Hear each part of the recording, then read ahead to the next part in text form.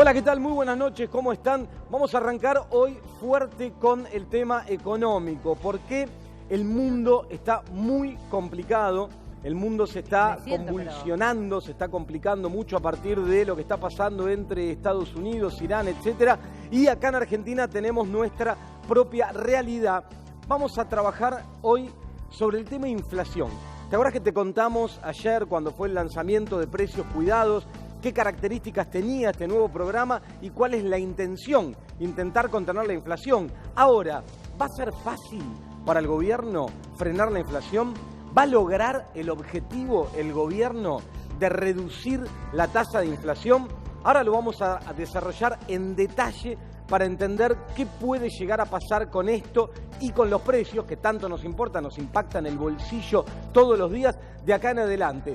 Pero para arrancar con esto, escuchemos brevemente qué nos decía el ministro de Desarrollo Productivo, Matías Culfas, en la presentación del programa Precios Cuidados, y ya te cuento qué va a pasar en Argentina con la inflación. Dale. Un paso más en este objetivo de ordenar la economía. Este gobierno que empezó hace unos 30 días aproximadamente se ha encontrado una economía fuertemente desordenada en diferentes aspectos. Uno de esos temas son los precios de la economía, niveles inflacionarios significativos y falta de referencias claras. Este programa de Precios Cuidados justamente apunta a recuperar referencias claras en términos de productos, de precios que puedan hacer un aporte para orientar con mayor claridad a las familias argentinas respecto a los bienes que consumen, con una canasta justamente que busque representar esas necesidades fundamentales del consumo de las familias. Bueno, ahí nos explicaba Matías Culfas, el ministro de Desarrollo Productivo, la intención del programa de Precios Cuidados. ¿Cuál es la intención? Mantener un conjunto de precios de referencia. Por eso ayer te explicábamos la importancia de haber reincorporado, por ejemplo, primeras marcas, de haber reducido la cantidad de productos para tener una referencia clara, concreta, la intención de aumentar los puntos de venta. Ahora, por detrás hay otros factores que juegan sobre la inflación, que explican la suba de precios o no. Vamos a repasar un poco cuáles son las diferentes fuerzas, cuáles son los factores que pueden jugar impulsando la inflación y cuáles son los factores que el gobierno va a utilizar para intentar contener la inflación. Mirá, arranquemos con esto. Primero vemos la flechita que sube, sube, sube y no para de subir, porque aprovecho y te cuento que la inflación, que va a estar el dato de diciembre, lo vamos a conocer cuando lo publique el INDEC la semana que viene, se estima que va a estar algo por encima de un 4%. Esto va a implicar que el año 2019 cierre con una inflación de 55-56%, muy alta, muy por encima de lo que subieron, por ejemplo, los salarios. Pero miremos esto, algunos de los factores que pueden jugar hacia arriba a la inflación, ¿sí? Por ejemplo, la expansión monetaria. ¿Qué es esto? El aumento de la cantidad de pesos que hay en la economía. La base monetaria, la cantidad de pesos que anda dando vueltas por toda la economía, circulando en la calle, depositada en los bancos, etcétera, aumentó el año pasado un 25,7%. Vos estás mirando esto y si me conocés vas a decir, ¿qué pasó? Datelli se volvió monetarista, tanto que criticó esto. No, no es así. Lo que estoy diciendo es, si vos aumentás muy fuerte la cantidad de dinero y no lográs que esto se canalice en una mejora de la cuestión productiva, es decir, que ese dinero que se vuelca a que haya más consumo, termine generando más producción, más empleo, o no lográs restituir la confianza y aumentar la demanda de pesos, que el público quiera pesos para consumir, para invertir, para ahorrar, etcétera, podés correr el riesgo de que este aumento de la cantidad de dinero que hay en la economía genere un sobrante y que esto termine impactando sobre los precios. Fíjate, de este aumento del año pasado se explica de la siguiente manera. El Banco Central le dio al Tesoro Nacional adelantos transitorios. Esta es una forma técnica que tiene el Banco Central de mandarle plata al Tesoro por 290.000 millones de pesos solo entre noviembre y diciembre. Pasemos a la próxima para ver cuáles son los factores que explicaron este aumento de la base monetaria, la cantidad de plata que está dando vuelta en la economía. Compras de dólares. El Banco Central, a partir del cepo, en los últimos meses del año pasado, empezó a comprar dólares por 166.000 millones de pesos. Y LELIQ, la famosa LELIQ y pago de intereses de LELIQ, ¿sí?, que se fue desarmando, el stock de LELIQ bajó un poco, por 140.000 millones de pesos. ¿Qué quiere decir esto? Que hubo una inyección hacia final del año de 596.000 millones de pesos. Pero mira esto, para este año, para el 2020. Pasemos a la siguiente. El año pasado, el Banco Central tuvo una utilidad. ¿Qué es una utilidad? La ganancia del Banco Central. ¿Cómo se mide esto? El Banco Central tiene dólares, tiene activos en dólares. Como hubo una devaluación, ¿sí?, el Banco Central tuvo una ganancia en pesos. Contabilizó esa ganancia en pesos y le dio un resultado positivo de casi 815.000 millones de pesos. Ahora, ¿qué ocurre con esto? Estas utilidades que tiene el Banco Central pueden ser transferidas, si el gobierno lo pide, si el Tesoro así lo exige, pueden ser transferidas al Tesoro durante el año 2020. Si esto ocurriera, si estos 815.000 millones de pesos se transfirieran al Tesoro, bueno, aumentaría la cantidad de dinero, habría una emisión, aumentaría la base monetaria en otro 43%. Del 26% que te conté recién, que aumentó el año pasado, a otro 43%.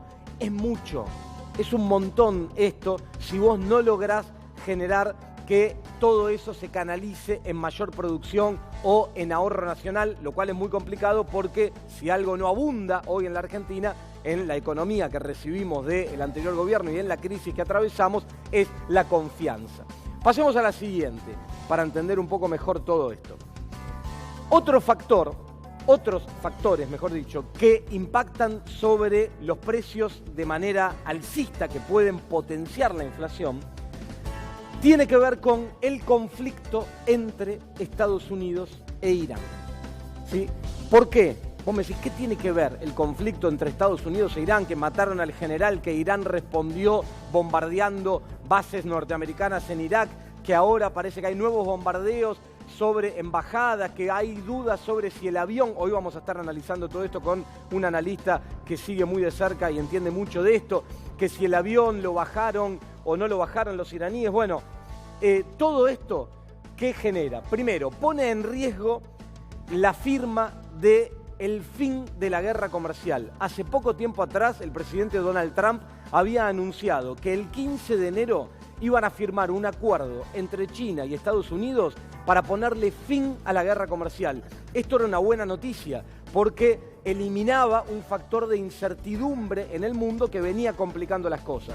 Bueno, cuidado, porque si la tensión internacional sigue en escalada como está ocurriendo durante las últimas horas, es posible que se caiga este acuerdo el 15 de enero y esto complica más el panorama.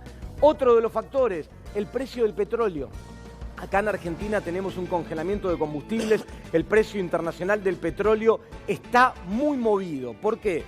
Cuando ayer reaccionó Irán con estos bombardeos sobre bases estadounidenses en Irak, la reacción inmediata del precio internacional del petróleo, del barril, fue subir un 4,5%. Se fue a $65,5 el barril de petróleo, WTI, que es como se llama en la jerga internacional. Hoy, a la tarde, en horas de la tarde, Donald Trump habló. Había temor acerca de que si iba a seguir escalando en esta cuestión y íbamos a un conflicto bélico de magnitud. Sin embargo, Donald Trump bajó un poquito los decibeles y habló de represalias económicas con Irán a partir de lo que ocurrió en el día de ayer. También destacó que no había habido víctimas fatales de estos bombardeos, algo que no está claro porque del otro lado dicen otra cosa. Lo cierto es que esta cuestión de haber bajado los decibeles en el conflicto llevó a que el precio del barril de petróleo vuelva a pegar la vuelta para el otro lado y caiga un 4% y retorne a niveles de $60 el barril, que es más o menos lo que estaba antes de los bombardeos. Pero cuidado, porque esta excesiva volatilidad no es buena y estas tensiones y estas presiones alcistas sobre el precio del petróleo pueden jugar acá sobre combustibles, que es un factor clave de todo lo que tiene que ver con nuestro entramado de logística, de distribución y todo lo que eso juega sobre el resto de los precios de la economía. Y por último, el riesgo país. ¿Por qué? Porque si en el mundo escala la tensión, si en el mundo aumenta la incertidumbre, esto se traduce, en términos de finanzas, en aumento del riesgo país. Pone en jaque la posibilidad de reestructurar la deuda y si aumenta el riesgo país, va a ser muy difícil para el gobierno seguir bajando las tasas de interés, que es una de las intenciones que tiene, entre otros objetivos, para tratar de controlar la inflación. Bueno, ¿cuáles son otros factores que juegan en esto? La inercia inflacionaria. ¿La inercia inflacionaria qué quiere decir? Que hay un proceso de inflación donde la propia expectativa sobre la inflación y lo que viene pasando en los últimos meses te juega como factor de explicación para la inflación de acá en adelante. Entonces, cortar esa inercia es muy difícil. Tiene una dinámica propia el proceso inflacionario y se hace muy difícil cortar la inercia. Hay contratos escalonados, esto quiere decir que hay contratos que ya incorporan la expectativa de inflación y lo tienen en cuenta y es difícil cortarlos. Hay indexación, esto es cuando, por ejemplo, las jubilaciones u otras cuestiones están atadas a la inflación, entonces van teniendo la misma dinámica. La confianza, ¿sí?, que te acabo de marcar, cuando hay pérdida de confianza, esto te traduce en mayores precios. Y problemas de coordinación. Justamente recién Matías Culfas, cuando explicaba el programa de precios cuidados, decía: heredamos una economía con alta inflación y con problemas de coordinación. Lo que se está intentando es coordinar los comportamientos de todos los actores, sindicatos, sector privado, empresarios, formadores de precios, grandes cadenas de comercios, pequeñas, público en general, consumidores, etc. Esto es el gran desafío que tiene por delante el gobierno. ¿Y cuáles son los factores que explican el control? ¿A qué apuesta el gobierno para tratar de controlar la inflación? A la estabilidad cambiaria, vía cepo. Si uno mantiene quieto el tipo de cambio oficial, eso controla los precios de alguna manera. A el programa de precios cuidados, al congelamiento de tarifas, atenti con el precio del petróleo y el congelamiento de tarifas que ya está anunciado, y a desindexar, como por ejemplo el haber frenado la fórmula de movilidad jubilatoria. Rapidito te voy a mostrar algunos datos que tienen que ver con esto, tienen que ver con el resultado comercial de la Argentina. Mostrame cuál fue el resultado comercial, la diferencia de los dólares que entran por lo que Argentina exporta e importa. En el acumulado hasta noviembre del año pasado fueron 13.700 millones de dólares. Es bueno el resultado, pero ¿qué es lo que explica este resultado? Que las exportaciones crecieron un poco, casi un 6%, y que las importaciones se derrumbaron, cayeron un 25,3%. ¿Por qué? Porque la economía está en recesión. Si se vuelve a reactivar la economía, el problema es que te empiezan a crecer las importaciones. ¿Y cómo vas a hacer para jugar eso? ¿Cómo vas a hacer para jugar ese resultado y no tener un problema en la reestructuración de la deuda y no tener un problema con la necesidad de dólares de la economía? Bueno, acá aparece algo que en los próximos días seguro lo vamos a analizar y te lo vamos a contar, que tiene que ver con la necesidad del gobierno de administrar las importaciones. Rápido, pasame a la otra. Fíjate lo que pasó con las importaciones. Se derrumbó todo, se derrumbaron los bienes de capital, los bienes intermedios, pero acá va a tener que poner el foco el gobierno, en los bienes de consumo. Si quiere controlar las importaciones, va a tener que frenar, administrando el comercio, los bienes de consumo, que dejen de entrar zapatillas, productos textiles de China, de Taiwán, de orígenes que le pegan a la industria local y que generan escasez de dólares y complican la cosa en Argentina. Y por último, ¿te acordás que el otro día te hablaba del cisne negro, que era esto del ataque de Estados Unidos, haber abatido a este general y todo lo que eso generó, algo que nadie esperaba? Bueno, hoy tenemos una nueva figura, que es el gallo negro, no el cisne negro. ¿Por qué el gallo negro? Porque el gallo negro representa conflicto, el gallo negro representa actitud avasallante, representa represalia, conflicto, pelea, ¿sí? Y eso es lo que estamos transitando hoy en el mundo. El riesgo gallo negro, el riesgo de que la escalada de conflictividad internacional complique el panorama argentino en materia de renegociación de la deuda y complique la estrategia que el gobierno tiene para intentar bajar los precios y contener la inflación. Quédate ahí unos poquitos minutos, que viene ahora el sorteo del Kini, a ver si sorteas todo esto de mejor manera. y cuando termina el Kini 6 arrancamos ya con todos los títulos, los invitados y todo el análisis de esto que te acabo de contar y muchos temas más. Dale, vamos.